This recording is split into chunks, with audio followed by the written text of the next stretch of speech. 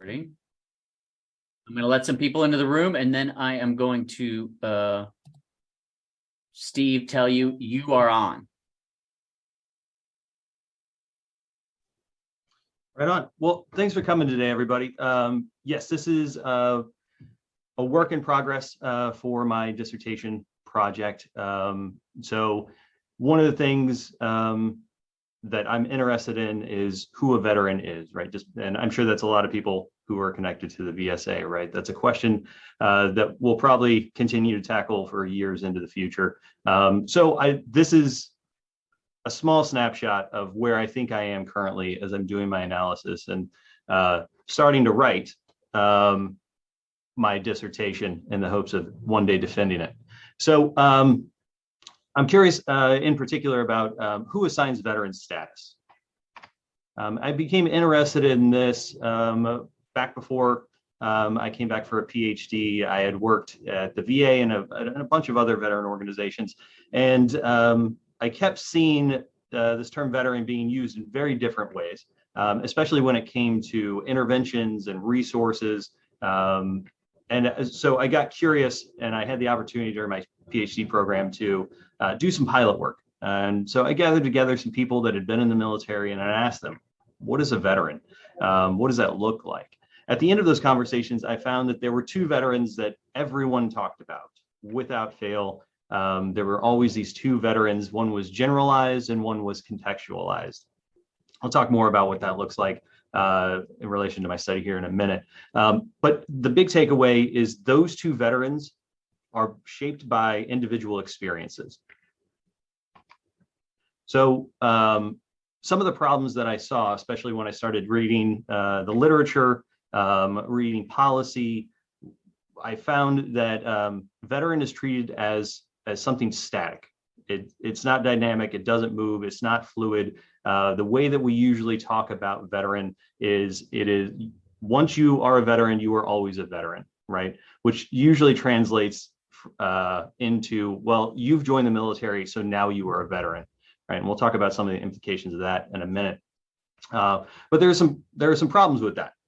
One, there's no infallible way to identify who a veteran is, right? There are lots of things that occur that I'm sure you've all run into as you talk to people who have been in the military, how they define themselves as a veteran or not. And we'll talk about one of those here later on. A prime example of that is, especially when you talk to women who were in the military during peacetime or a couple generations ago, and you ask, are you a veteran? Some of them will say no. But if you ask, have you ever been in the military? They will say yes, right? What are the implications of that for research, right? We're not quite sure because as far as I know, no one's actually asked that question. Another problem is it perpetuates a deficit-centric approach to veterans. Usually when we're doing research or policy, it's around homelessness, suicide, substance use, those kinds of things, right? We're looking for interventions to solve problems. So we have money to study those problems within the veteran population, which then stigmatizes or pigeonholes this term. Also, it overlooks the complexities of dynamic social processes. So we're assuming, I use suicide as an example of this, right? Someone has joined the military at some point, they've completed suicide, so now they are a statistic for our count of veteran suicide, right? We assume there's a connection between military service and suicide. That's not the only example, right? I'm sure all of you can think of a few. So the purpose of this research is just to be exploratory. I'm not going to answer the question that I posed at the beginning of this. I don't know who assigns veteran status, right? But I will tell you that it is interesting to dive into this question, and I think it'll be enough for us all to work on way into the future. So my research question is, how do former military members define veteran? And I broke that up into three sub questions in order to do my analysis, which I'll discuss in a bit. One, how do former military members describe veterans as an object? How do they describe veteran as self? And how do these descriptions diverge and overlap between object and veteran self? And I'll get into those terms here in a minute. So I use the symbolic interactionism framework to consider this and to put together my project. Herbert Bloomer was a sociologist, and he had some concerns about basically the emergence of big data sociology that was all the craze back, that started to pick up steam back in the 50s when he was at the University of Chicago. What he saw was some problems with cause and effect, these blanket cause and effects outcomes in research, right? So basically, like veteran suicide, someone joined the military, they completed suicide. Obviously, there's a connection between those two things. Also brought assumptions based on discrete interactions, right? So one problem with doing veteran research is where to find people, right? One typical way to go about finding participants is to go somewhere that someone has raised their hand at some point and said, I'm a veteran, right? You go down to the registrar's office because someone said, I'm going to use GI Bill as a veteran. So then we include them in our research, right? You go down to the VA to the inpatient program, right? And so now we're studying mental health in an inpatient setting, and we're assuming that because that veteran status and in that situation, we can take away some broader assumptions. Bloomer had some problems with that.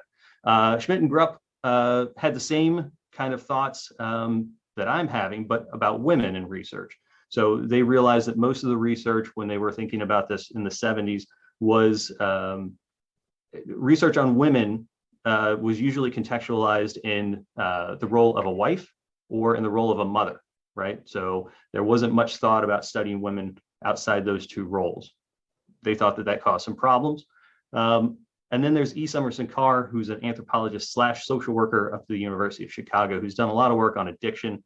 And she did a couple studies where she looked at women who were in an inpatient, a residential substance use program, and noted that in different interactions, the same people presented as different people, right? In some cases, they would present as strong and goal-driven, but if they needed something, right, they took on a more deficit-centric addict role so that people would recognize their need. And then also some of those same women were invited to be part of an advisory board for the home that they were living in. And the board members treated them as outsiders. They treated them as addicts on the board rather than board members in those roles. And she explores the way that different women navigated those situations to either assert themselves or draw back in those conversations. So more about symbolic interactionism. Bloomer recommends basically, he's got two pieces of advice, but basically he wants you to go to the source, right? Take into account that interactions are always evolving, and that you want to try to get as close as you can to the actual activity and observation as possible from the insider perspective. All right, so a few things to understand my conceptual model, some terms from symbolic interactionism. First, there's the self, right, which I referred to as part of my research question, right?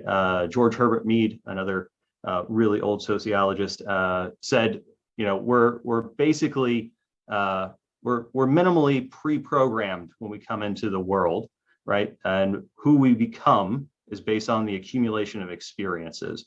So that's going to lead to some of the things that we talk about down the road here. But basically, yourself is always evolving because you're having more interactions. Then there's the object. This is anything that people can indicate or refer to. So in this case, veteran can also be an object, right? And we'll talk about it being a self as well in a minute. But usually, especially in research, we're referring to veteran as an object. And then reflexivity. That's important because when we are studying something, any phenomena, right, we, especially as researchers, we view it from the outside and not as a participant, right? So in qualitative research, this is something to be aware of as the researcher, to account for our interaction in the research, even though we're the ones doing the research, right? So while I'm giving this presentation, right, I can also be an observer of this presentation, realizing that all of you are staring at me while I do it. This is just a picture. This is probably as good as my conceptual model is going to get. lower your expectations, Jim. Basically, I propose former military members are I consider them to have a self and reflexivity. So they can also be an object, right? So they can be a veteran as self, and they can be veteran as object at the same time. So they can tell me what it's like to be a veteran, and they can tell me who is, who isn't a veteran as well. So some situated knowledge. Basically, I have no assumption about what a veteran is. As I go through this process, I examine a veteran by conducting exploratory interviews. I didn't do any surveys. It's just all conversation. I asked questions about veteran as an object and a self, and I've attempted to treat veteran as a dynamic object rather than just that static variable that I talked about earlier on. I had very broad inclusion criteria. I didn't have any controls for subpopulations. Also, there's no criteria for length of service, period of service, character of service, anything like that.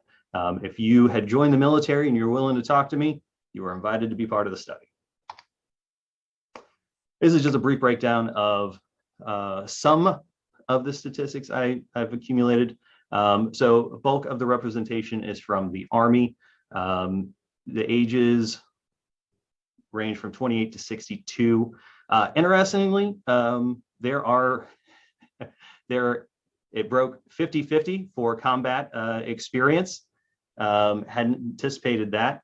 Of the 16, only one person in this study told me that they were not a veteran. And then the gender breaks down disproportionately towards men, as you know, the current population of veterans and military is. All right, so I use thematic analysis to do my analysis. So after the interviews, I'm looking for patterns and complexities. I use codes to turn into themes. And then one of the big points, the reason I chose thematic analysis for this is because I'm going back to the transcripts related to my research questions rather than going line by line and trying to get every drop of data out of my transcripts. Instead, I'm looking specifically for answers to my research questions. All right, so the role of the researcher, because it's qualitative research, you got to sit and reflect and think, how me as a human impacts this research. So I've worked with veterans. I've been a veteran. I've had a couple of Marine Corps birthday celebrations with veterans. I consider myself a veteran, but I don't always present as one. An interesting thing that comes up from time to time when talking to colleagues, I don't tell people that I'm a veteran unless I'm asked about it when I'm especially in a professional role. So when I'm at the VA, as a social worker, I'm here as a social worker, right? If it comes up about being a veteran, if anybody asks me about it, happy to talk about it. It's not something I'm trying to hide. One of the current concerns that I had as I thought about me as the researcher was how much I could disclose myself to participants, right? I was concerned that there would be some buy-in to a hierarchy of experiences during military service, and things like being combat arms, having gone to Afghanistan, being in the Marine Corps. Some people would then think about their experiences and compare them to mine, and maybe hold back or change some of the answers they would have given me otherwise. What I found was that really wasn't a concern. As long as I was genuinely asking people about their experiences, I wanted to hear about it. I don't think anybody had a problem disclosing anything. Most people didn't even ask. They really didn't care. So I've got 3 preliminary findings, right? Polarized views of veterans by public. Service is key to status, and participants are more critical of their own service. And then there are 2 other things that are kind of too squishy to even be a preliminary finding that I'll talk about. All right, so polarized views of veterans by the public. Every one of my participants, all 16 of them, reference this polarized view of veteran, right? So broken and hero, right? There was no like, oh, no one really cares, right? It was when people talk about veterans, they think about Hurt Locker, or they think about John Wayne, right? Some of it was as simple as either hero or disabled. Some people got into some more specifics, like talking about veteran suicide statistics, PTSD rates. And then at the bottom, I think this is the best summary of this. There's a whole media perception that you're either one of two things: you're Captain America or you're broken. All right, service is the key to status, right? So we'll get into this a little bit more in depth here in a bit, but basically, most participants said, if you showed up, I'll call you a veteran, right? Military service may not be the same MOS or may not be the same job specialty, but it is military service. All the way something as simple as someone who puts on a uniform, period. That's it. Right. So this was pretty consistent across participants. As our conversations went on, there are some other things that I'll talk about that make this a little more complex, but this leads into the next thing, which is participants are more critical of their own service than other people's service, right? So, people who said, if you served, fine, I'm cool with it. Even though I've done 3 deployments, and I was combat arms and I've got a Purple Heart. Like, if you worked a warehouse in New Jersey from 2005 to 2009, I'm not going to judge you for that, right? You're a veteran just like I am. There were some interesting responses, or even some things that I didn't ask that people felt that they needed to preempt. So, for example, I'll jump to the last quote. As I was setting up an interview with a participant, they wrote me, "It is important you know my time in the Navy was about as rote as they come. Flight school, a deployment, staff duty at the Pentagon, and that was it." I had to point out to this person, like, most people don't go to flight school, right? And if you do go to flight school, you don't do a deployment as a pilot. His deployment, which he seems to discount the experience, was basically he was part of a Marine Expeditionary Unit. So he went on like a med float or something. And then staff duty at the Pentagon. And most people don't do staff duty at the Pentagon either, right? So that's not a very rote thing, but for him, that was a vanilla experience. Other people, I honestly didn't feel like a veteran until I deployed to a combat situation overseas. I actually felt like I earned that title, right? So that same person, right, they gave me when I asked who's a veteran, and they said, oh, well, anybody who showed up and served, right? And then I asked them, what makes you a veteran? When did you become a veteran, right? It's when I went on a deployment, when I got shot at, right? Some people talked about sacrifice and effort. Somebody else talked about, I do consider myself a veteran, but I have a bunch of survivor guilt because I never deployed. I never got shot at, right? This person did an active duty contract as an officer, got out, and has been in the reserves ever since then, and been called up on active duty orders quite a number of times over the past decade and a half. But they're still, they think there's a difference between their veteran status and someone else's veteran status, which brings me, well, that'll bring me to not the next point, but the one after that. So I had a negative case in this study, but I also had a negative case in my pilot study as well. In the pilot study, this gentleman was Army infantry, deployed to Iraq for 14 months, but does not consider himself a veteran. The only benefits he uses are things that don't require you to do anything extra, basically. So he's used the VA home loan, right? Because you don't need a disability, or you don't need to be below a certain income to use that. And then he used the GI Bill briefly. He didn't use all of it, but he was very clear that he only used it because he paid into it, because he enlisted before the post 9/11 GI Bill was a thing, right? So he paid his $1,200, so he didn't feel bad about using it. But he was very clear, and even told me, I didn't do shit. I'm not a veteran, right? Because he didn't get shot at, he didn't get blown up, he didn't lose any friends, even though he spent 14 months as an infantryman in Iraq. So in this case, in my study, This gentleman, I think most people, if I described his military record, would say, yeah, that's obviously a veteran. I think the other participants in the study would say, yes, obviously this person is a veteran. However, this gentleman said, I put more effort into trying to not be identified as a veteran than I do trying to claim the status. I think I go to pretty good lengths to cover up my service to a great degree. I don't have veteran license plates. I don't do any of that. I don't have any stickers that say I served. I don't post pictures on Facebook or anything. No, none of that.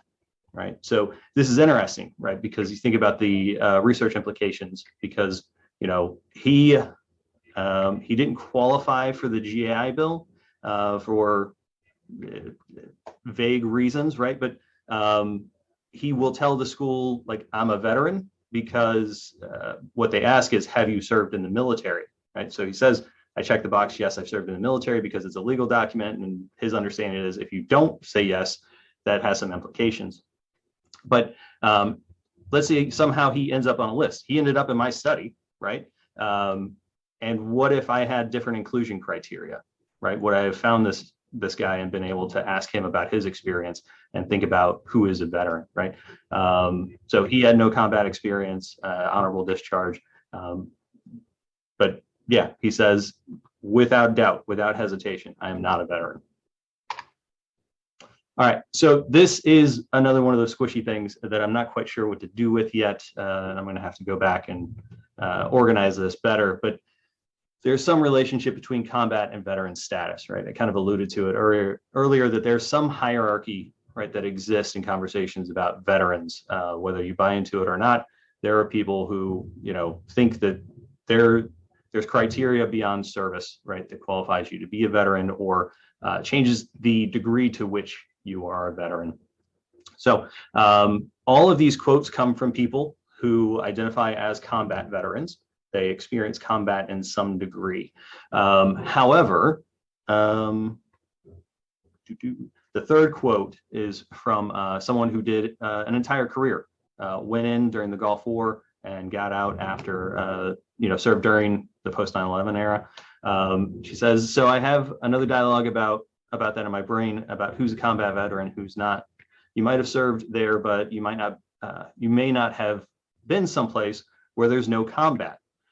So I'm not a combat veteran, even though the military has designated me as a combat vet, right? She has a campaign medal, right? And so, you know, she can get the license plate. She can even qualify for some advantages when it comes to federal employment.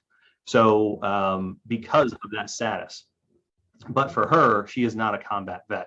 So if someone came along, found her, right, didn't have a conversation with her, and they just saw that she had the campaign medal, what are the implications of whatever assumptions they have about a veteran that she may not agree with?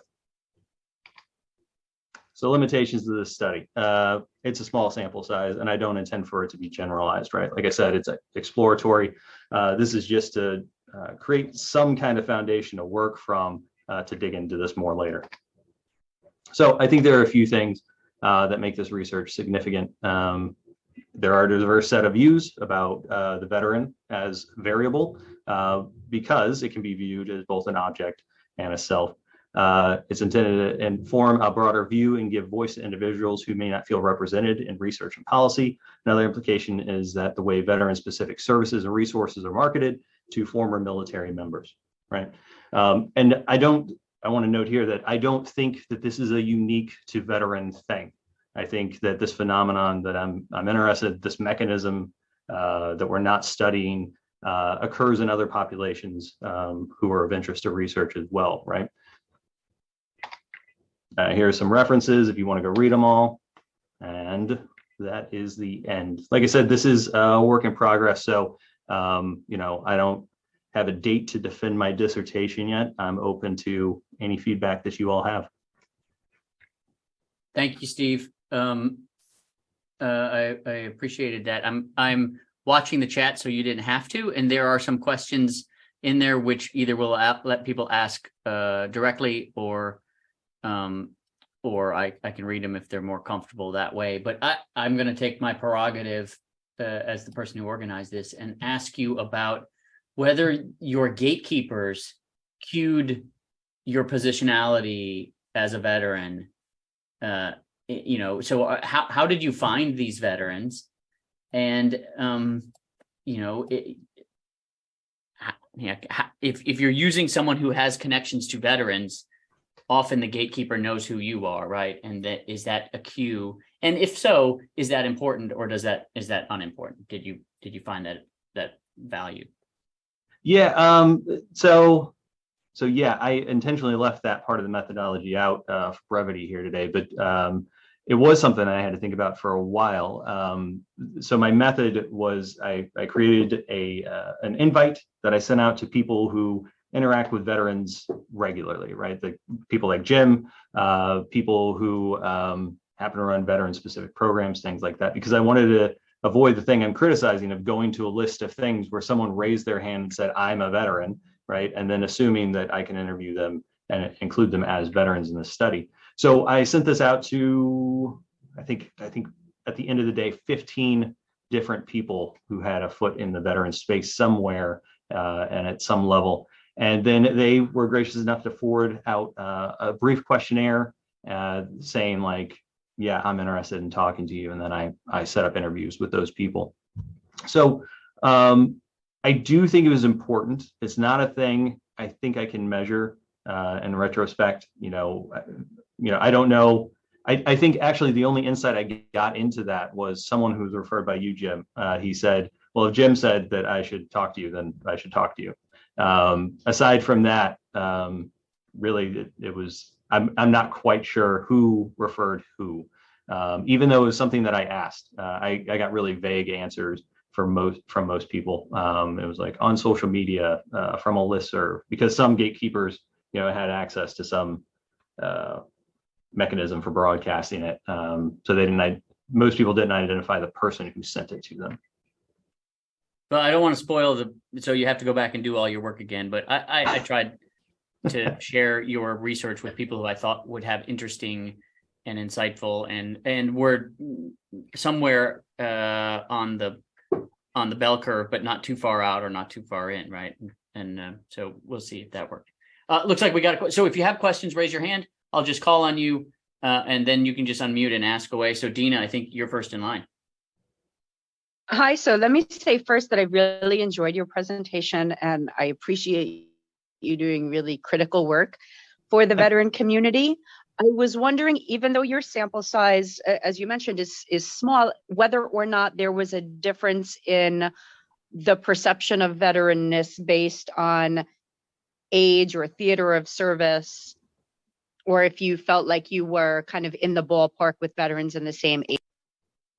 Hold on, Steve, before you answer. Dina, can you, as you ask your question, can you introduce who you are and where you're zooming in from too? Absolutely. So I am located in New Jersey, but I am a doctoral student at the University of Alabama in social work. And my area of interest in particular is the veteran community and how we can kind of improve the community in general. What else can be done to enhance the community and the responsiveness to that. So this was super interesting for me in particular. Great, thanks. This is more of a convenient sample, just based on the way that I sent it out. I was hoping to be more sophisticated about it, but you get who you get. A really interesting research project, I'm sure all of you might appreciate, is when I went to a lot of different advisors and I said, how many interviews do I need? And every single person gave me a different unit of measure for understanding saturation. So it was, you need this many hours of discussion, you need this many people. Someone told me you just need a deadline. So however many people you get between now and this date, that is your sample. So yeah, anybody wants to take that up, I would very much look forward to reading that. So no, I wasn't as thoughtful about age, when they were in discharge, anything like that, right? I just wanted people who said, I've been in the military and I'm open to talking to you, because I didn't want to preemptively and unintentionally screen people out of this conversation, right? I think I'm very fortunate that I found the one negative case that I got. He told me that as much as he tries to downplay being a veteran, someone else who participated in the study happened to recognize them or have their spidey senses peaked and said, like, you're a vet, right? Like, you were in the military, right? And he's like, well, no, not really. But he decided to participate in the study. There's, I want to say maybe only a couple people did not serve in the post 9/11 era. Quite a few of them may have gone in before, but most served into the post 9/11 era. One of the things I really would have loved to have had are some people who were drafted. We don't have a large population, and I'm curious, people who were pressed into service, if they have different ideas about what a veteran is.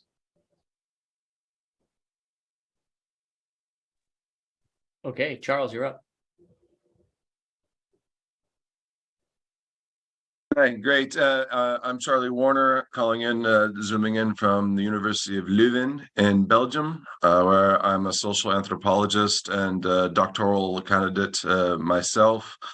I just completed about 2 years of ethnographic field work with veterans, war veterans, conflict veterans in Southeast Europe, former Yugoslavia, to the tune of several hundred hours of interviews across 5 different countries throughout the region as the kind of data set for the overall anthropological approach to my PhD, with looking at veteran subjectivity and their potential roles in strategic peace building, not just in former Yugoslavia, but around the world. So much more of a theoretical and looking at theoretical praxis as well. And veteran as well.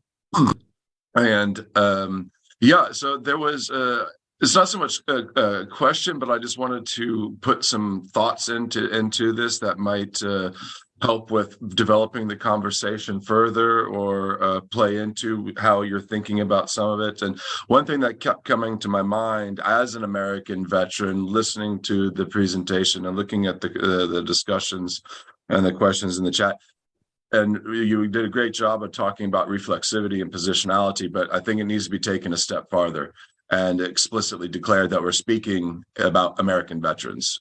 And it seems quite clear.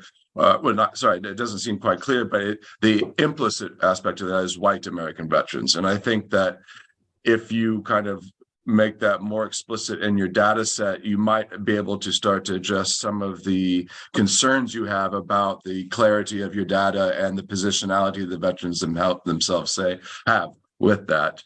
And and the reason why I say that is because the American, having the American positionalities, the Belgians have a very different military legal conceptualization of the term veteran that Americans don't have. Veterans in Croatia have a very different understanding of the term veteran rather than Americans, especially when it comes to future conceptualizations of it and that embrace of the veteran subjectivity.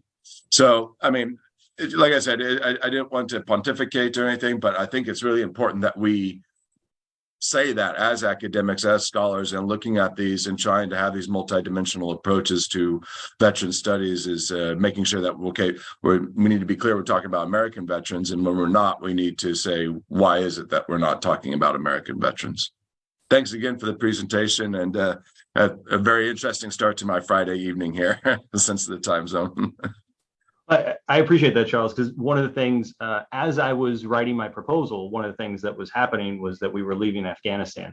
As I was thinking about how do I recruit, how do I have these conversations, right? The stories leading up to us leaving Afghanistan, right? They were on my radar because that's the world that I currently inhabit, right? But I didn't think that I would have many thoughts or feelings about it, but as it became more and more real, right, I noticed that, yes, I had more thoughts and feelings about this thing, even though I was almost 2 decades removed from it. And I figured that, yes, other people would have those same kinds of experiences, right? Maybe not the same thoughts and feelings, but there would be some reflection, right, about what it is to be a veteran and how you participate. There was one participant who did talk about being as a reservist, being called up on active duty orders and directly supporting the evacuation in Kandahar from the Midwest in the United States, and how that led to some reflection for him and him thinking about his part and his participation in the military for as long as he had been in. So yeah, I agree that situating this specifically around U.S. veterans and mostly a population that looks a lot like me, right, is where that's usually how we think about veterans and research. And so, yeah, it's something I'll go back and be more explicit about. Thank you. So I don't want to get your name wrong, but Ugar? Did I get it right? Yes, it's close. No, sorry. Well, share it with us. Okay, so my name is Uğur Orak, and I'm joining from Nashville, Tennessee. I'm a sociologist and criminologist and currently working as an assistant professor at Middle Tennessee State University. So my question is somewhat similar to the previous question.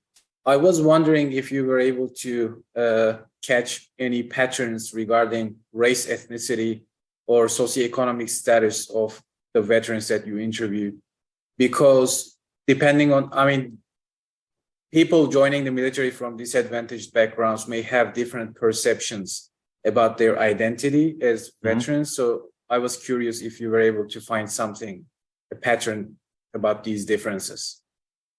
Yeah, so I explicitly didn't ask about them. I did that intentionally, again, because I just wanted to cast a wide net and see what I got. However, yes, there was a pattern of people telling me when I asked them, like, how'd you end up in the military and who influenced that decision? I would say probably at least a quarter of them at some point mentioned the military was a path to college. It was a path out of town. Their parents were going to kick them out of the house. Whatever it was, right? There was some kind of socioeconomic factor that tied into their path to the military. Someone even told me that they went in because they tried to go to college, ran out of money, so they joined, got out, and then 3 months later, because they didn't have a job, they went ahead and re-enlisted again. So yes, socioeconomic factors were a theme throughout this.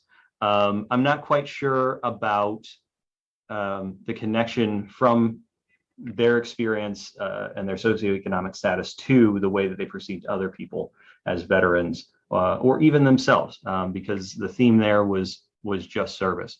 I'm a veteran because I served. They're a veteran because they served. And there were maybe a few comments about, there's some equity among people while you're in the military, right? So it doesn't matter, even though we know that that is not the case for everybody, right? There is an idea that once you're in, then everybody's green. I don't know if every branch uses that, but in the Marine Corps, right, that's the saying, like, everybody's green. So there's some, but yeah, it was a thing that I didn't ask about. Thank you. Curtis, you're up. You found how to raise your hand. Yeah, technology wins again on me for that one. But so I'm Curtis Adelman. I'm the Veterans Upward Bound Project Director in Washington, D.C. If anybody doesn't know what the Veterans Upward Bound program is, it's a TRIO program. There's about 65 different programs across the country. So I thought it was interesting, and I'm sorry, I don't remember who said it, that we should quantify this as American veterans and, for the most part, white.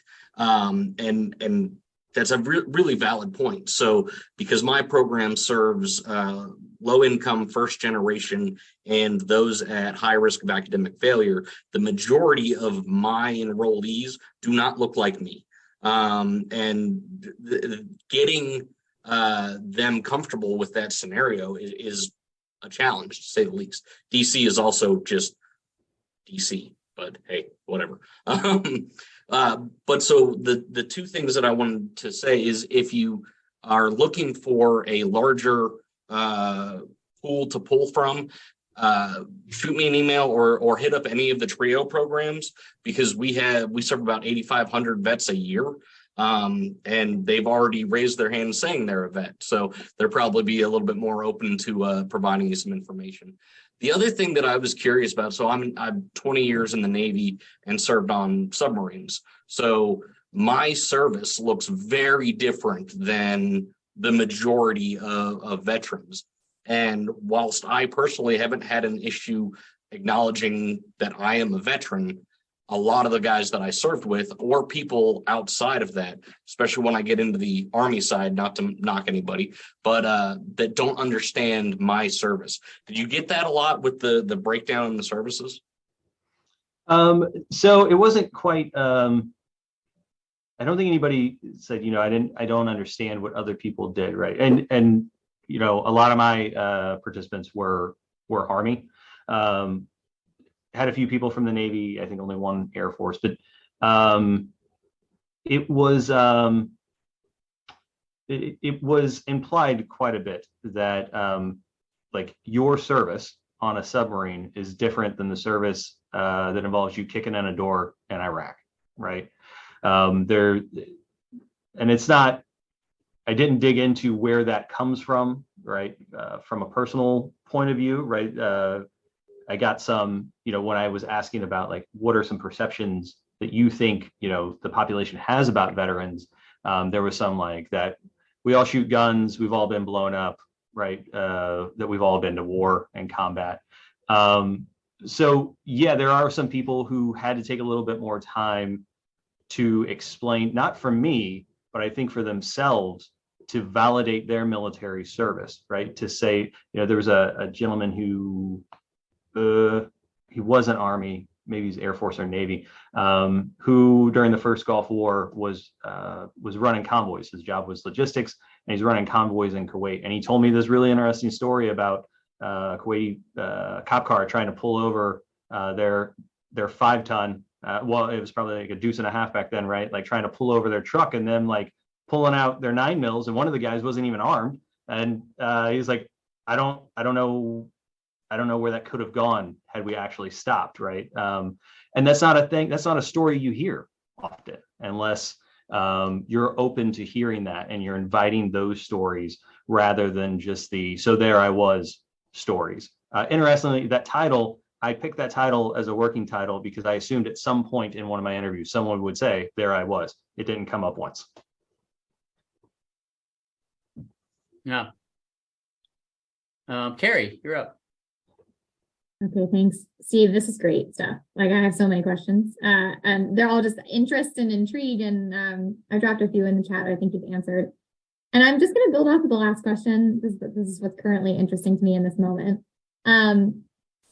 What do you see among your participants in terms of connection to the service branch identity as compared to the military and like veteran identity overall? So I'm wondering if folks were kind of deconflicting this, I'm an Army veteran, I'm a Navy veteran, I'm a combat veteran, from I'm a military veteran, especially as they're thinking about this object, given that so many non-military affiliated people are not aware of these differences. Is that something that they talked about at all? And did they seem like more connected even in the language they were using, talking about being an Army veteran or my time in the Army as separate from the military or veteran service overall?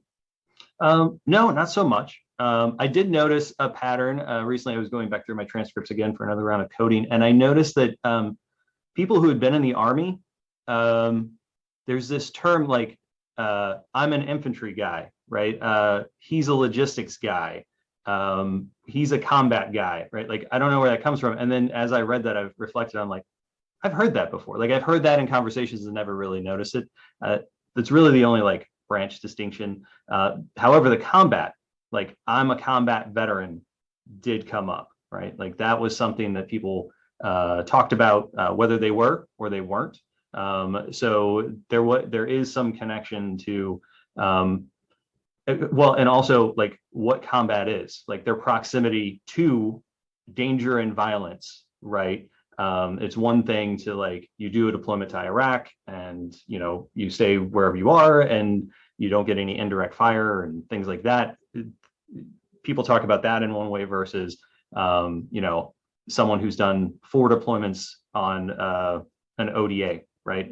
So yes, there's that. I didn't really dig into where those conceptions come from, but it is a thing that I'm interested in, right?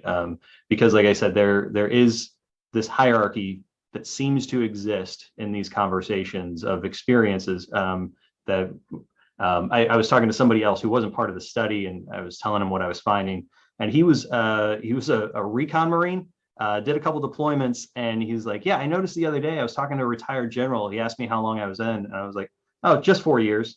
Like he caught himself, like, in retrospect, like downplaying his time because he was talking to someone who's a retired flag officer.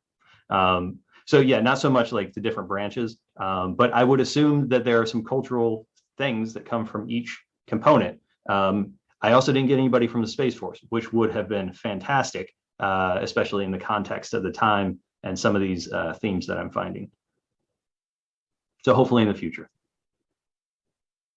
Mariana, you're up.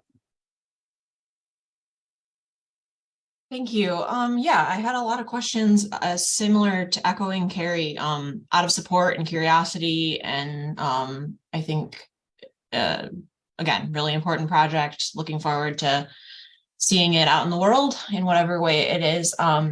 I guess my current question is about the rhetorical move that your veterans are using, and you're continuing to use that as an example in the sort of sketches that you provided us, is this positioning of I didn't do anything important, or I'm not a veteran, but listen to this battle story in which I'm telling you I'm placed next to a historic event, some major thing. So I put it in the chat, but Kathleen Ryan did a analysis with women veterans after World War II who do the same gesturing of, I'm not a veteran, I didn't do anything important, but listen to me doing something incredible. So I just wonder if you'll be able to, if that's of an interest to you. Is, again, it's something that came up in your conversation several times, but is that something that will be interesting to you too? Why do you think people do this? Why does a veteran do this? Yeah, no, it is. And I think part of this, right, and why symbolic interactionism was appealing to me to use here, right, is because there's a context to this. Someone pointed out in my pilot studies that his grandfather served in World War II, but it wasn't until like the 90s that he started wearing his, like, I'm a World War II hat, a World War II veteran hat, right? So there's something that is shifting over time in our perception of what military service is, what meaningful military service is, right? We don't really have the same kind of thing as, like Charles was talking about, where we're very explicit on what a veteran is, socially and legally. And I would argue that over the past 20 years, we've opened that up even broader than it was before, right? Like 180 days of active duty service, that's not training. It seems pretty clear cut until, right, you start getting into people after 9/11 who were in the Guard or the reserves, and they've got more active duty deployed time than people who did straight active duty for 4 years or even 8 years, right? So we start getting these complexities of experience that don't fit a model, right? Because of the context. And yeah, I think that's a great example of women during World War II, and they're being viewed as veterans themselves and by the public, right? Because we talk about the greatest generation, right? And there's some problems with the way that we tell that story and how we built America with the greatest generation, right? We don't talk about the women who, ran the factories and created the munitions and the equipment and all those things, and then they were sent home because Johnny came off the boat and needed a job, right? So we don't, when we tell this story of being a veteran, back to Charles' point, like it's grandpa who was a white dude, most typically, who was gone during World War II and saw combat, went to war, right? And we don't hear the stories of the people who, were fixing aircraft on islands in the Pacific or in the Mediterranean that never heard a shot fired in anger, right? But they were greasing the wheels of this machine and played an important role. I'm calling my own number. And because Meriden makes it explicit, I'm going to make it explicit. Pieces of your project should end up in the Journal of Veteran Studies somewhere, right? In whatever form fits. We don't publish dissertations, but we sure publish parts of dissertations, right? Sure. So we'd love to see that. So I actually want to push back because maybe you weren't, you were just kind of talking, you weren't thinking as quickly, but you identified that very clearly we both socially and legally understand what a veteran is. But I'm not sure that that is the case, right? No. We can find the legal definition of veteran in Title 38. And even when we have a legal definition of veteran, we struggle with that legal definition of veteran because it identifies conditions other than dishonorable when there is no such discharge as other than dishonorable.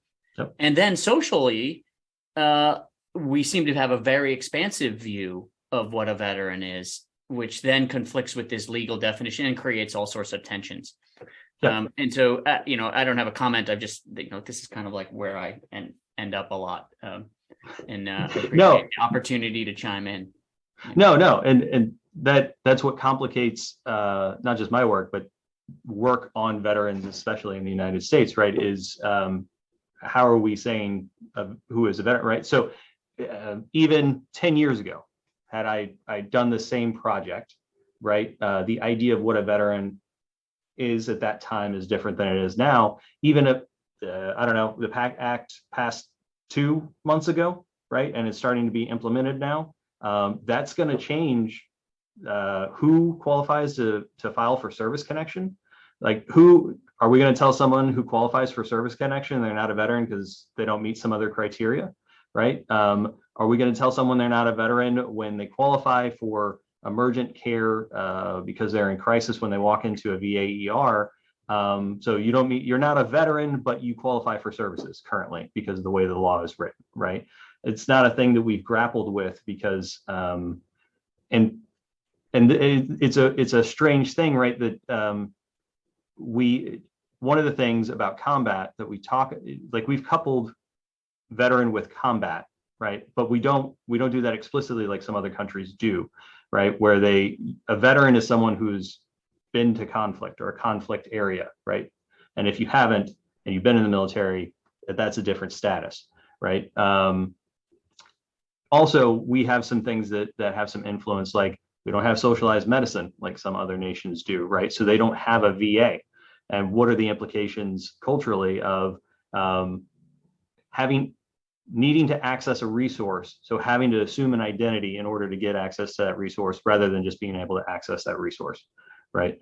So yeah, while we do have legal definitions, it is squishy, right? And it is getting squishier every time we pass new legislation, and it seems to be opening up rather than becoming more narrow, even though the population of veterans is shrinking. Yeah, so appreciate that. So we have time for, we got 2 more hands raised, I think. Charlie, your hand was raised, but I figured Charlie was going to tell us to remember that there are veterans in other conceptions in other places. Well, no, it was more of going to be, but I don't think we have really time, and I don't want to kind of, in a sense of like a critical intervention, just like an effort to help with the conversation and push the conversation along. Are we actually focusing on the wrong thing when we talk about veteran identity? Is identity the term that we should be investing our research and our interests and our discussion in?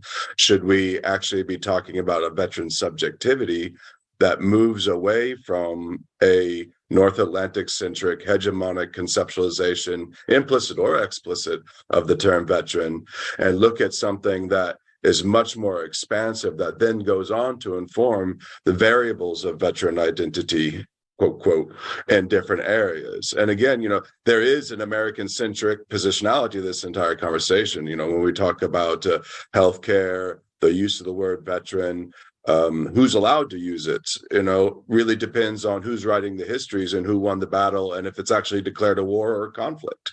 So those are the thoughts that were just popping into my mind as I was listening. And I wonder if rethinking about how we approach identity in an anthropological sense, because you yourself, Steve, mentioned the anthropologist. I forget Carr? which one. Yeah, thank you, Carr. And so yeah, that was just the thought that I had in my mind. And if it's okay, I don't want to be a downer Really or good. anything. Just kind of look at it as like a kind of a professional critical intervention to further the conversation, add some dynamic to the conversation, and maybe give some different perspectives on it. So I hope I don't offend by repeating that or intervening in such a way. Nope, that's the point of this. Yeah. That way, when I defend my dissertation, it's without edits. All right, Samuel, you're up. Okay. Samuel Lewis here. I do the Service to Service podcast for Eastern Kentucky University. Just to introduce myself. As the interviewer in the room, I'm going to be doing a interviewer-esque question, so prepare yourself for that sort of thing. I always like finding out things about this when people do research that kind of can reflect upon themselves and stuff. And as a veteran, this can reflect on you a little bit. Were there any interesting, I guess I'll go with that term, self-reflections that you ended up having while you were going through all of this data and go, oh, that's interesting. I didn't think of that. So like personal reflections?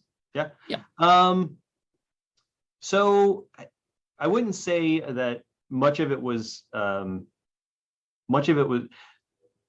things that people said weren't that surprising, just because of the experience that I have, right? Like having worked in veteran organizations, working at the hospital, having conversations about how they, end up, right, raising their hand at some point and saying like, I will identify as a veteran, and participate in this thing. That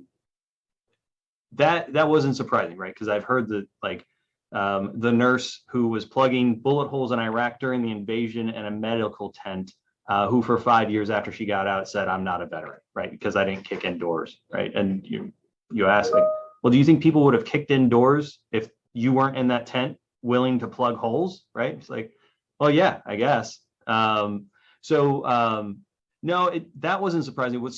What is surprising is this thing that I can't pin down yet, that there seems to be, I knew there was some kind of connection, combat to the way that we think about veterans. And I think that's just, it's just our current context, right? Because that's what we talk about. Veterans go to war and, now they have all these problems or whatever it is, right? Or we need to honor that service.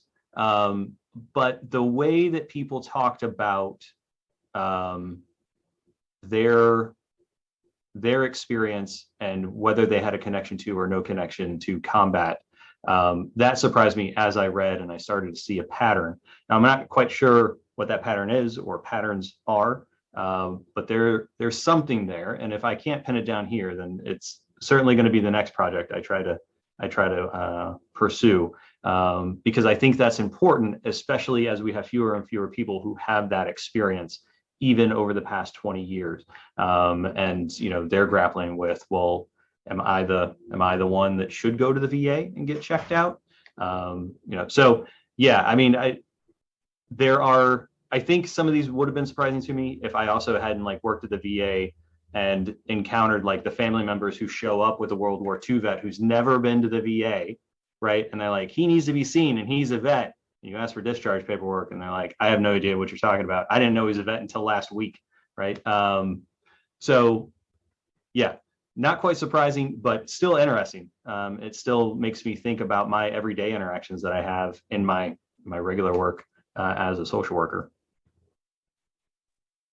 Okay, with that, we have hit our kind of hour, and I want to just say thank you to Steve.